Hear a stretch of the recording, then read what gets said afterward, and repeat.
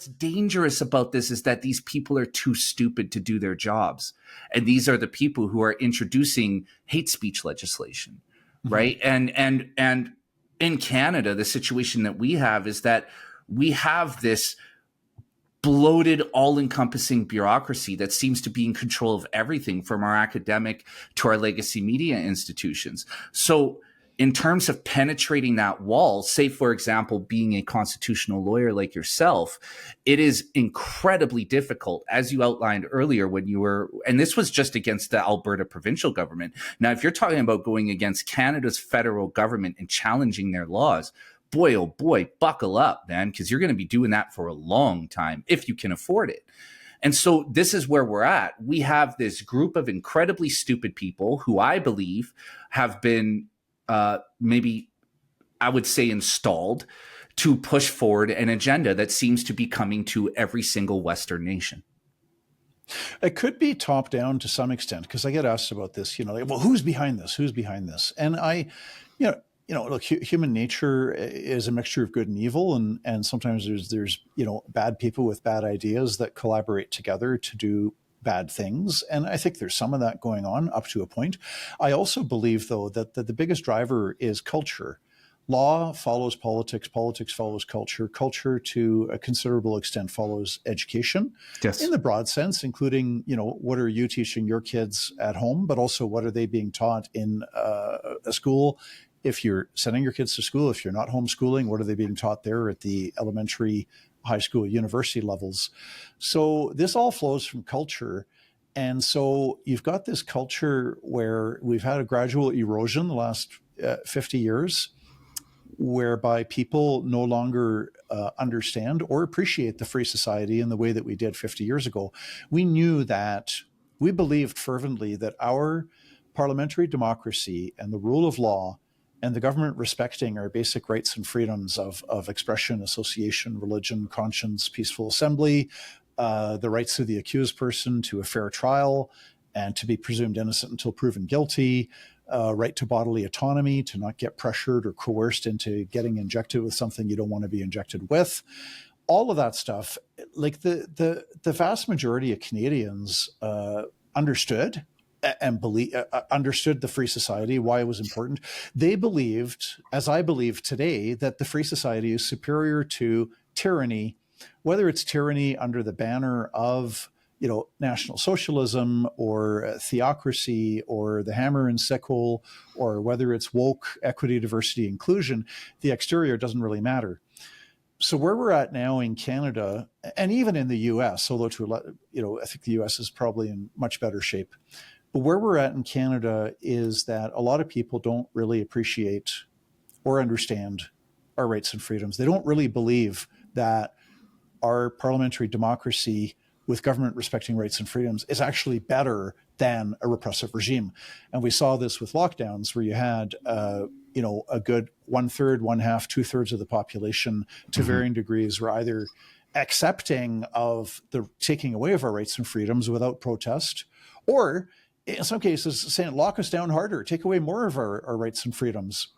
So we need to change the culture, because I think a lot of this, yes, there could be some coordination, orchestration from on high. There could be some very powerful, very bad people that are collaborating together. Yes, that could be true. But fundamentally, it's arising from the bottom up, out of our rotten culture, that we need to reform.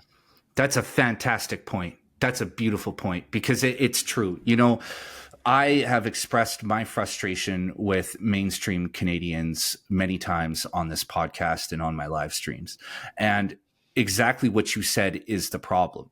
It's that we have this population of people who exist within a culture that is desperate to be dictated to. They wouldn't know what to do if the government didn't tell them what to do. And we have to snap out of that mentality, right? Like, to be a truly free person, you have to have autonomous thought.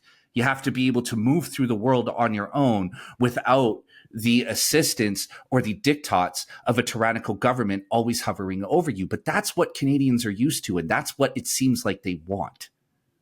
Many, but fortunately on our side, one thing I feel encouraged by is we have a stronger freedom movement in Canada today in 2025 than what we did in 2019. I have met so many people the last 5.5 years since lockdowns were imposed, March of 2020, who said that before lockdowns, they never paid any attention to anything, not laws passed by federal parliament or provincial legislature, didn't follow the news, were not involved in politics at all, would never have taken out a political party membership to remove from office a tyrant like Jason Kenney, who here was removed by Albertans who took out a membership in his political party and forced him out. Yeah. But so these people, so today we've got this large minority of awake, alert, active citizens, and the next wave of tyranny, and it will come. But whether it's done in the name of, everybody's got to get injected because we got this new scary virus, or whether it's done, we have to live within our 15-minute prison district or, 15-minute cities, to save ourselves from the impending climate holocaust. Okay, whatever the pretext is, the governments are going to get way more pushback now or in 2026, 2027 than what they did in 2020, because there's an army, a small army, but a small, committed, dedicated army of alert, awake Canadians who are going to be fighting strongly for freedom that just weren't there in 2019. Agreed. I mean, I include myself in that bunch, right? Like I never imagined having a podcast, being in front of a camera, talking to people. That was never what I did or I ever had any aspirations to do. But I did for the same reason that I think hundreds and thousands of other Canadians are doing the same thing, because we feel like we have a duty and we have to step out and say something. And I mean, I know you guys have been involved in, upholding Canada's Charter of Rights when it is frequently infringed upon for many, many years. But for a lot of us, we're brand new to this. And I think that there is a growing resistance. Now, I got to ask you this question. How on earth did our liberal government or, our federal liberals ever think that something like Bill C2, C8, and C9 would pass through Parliament without anybody noticing? I try to avoid like what's going on inside the minds of some people. I don't know. I try to stay away because it's so speculative, right? Like you can guess, and some of your guesses might be educated, and some of your guesses might be correct. But look, I would say it's this bottom-up cultural phenomenon where you've got a lot of people, especially probably more so in the Liberal Party and the Bloc and the NDP and the Greens, then, but the virus has infected the Conservative Party of Canada as well. Yes. But you've got this notion that it's okay to trample on rights and freedoms if it's for a really good cause, like promoting equity, diversity, inclusion. And if it's, here's the interest. Historically, people who know even a little bit about history will know that politicians never take away your rights and freedoms without offering a nice sounding pretext. So when the communists took power in Russia in 1917, they said, we're going to protect you from the evil capitalists who are exploiting you. But in order to protect you, we have to burn down your churches and raise your kids to be good communists, etc. And then Adolf Hitler in Germany, barely 10 years later, is saying, well, look at how these terrible communists are destroying Russia. Look at the evil they've done. I can save you and protect you from the communists and the Jews. But in order to do that, I have to take away your rights and freedoms, and we have to abolish democracy, no more elections, no more freedom of speech. But it's for your own good. We have to restore German honor and greatness, and we have to liberate ourselves from the injustice of the Versailles Treaty. So I'm going to protect you against the communists and Jews by taking away your rights and freedoms.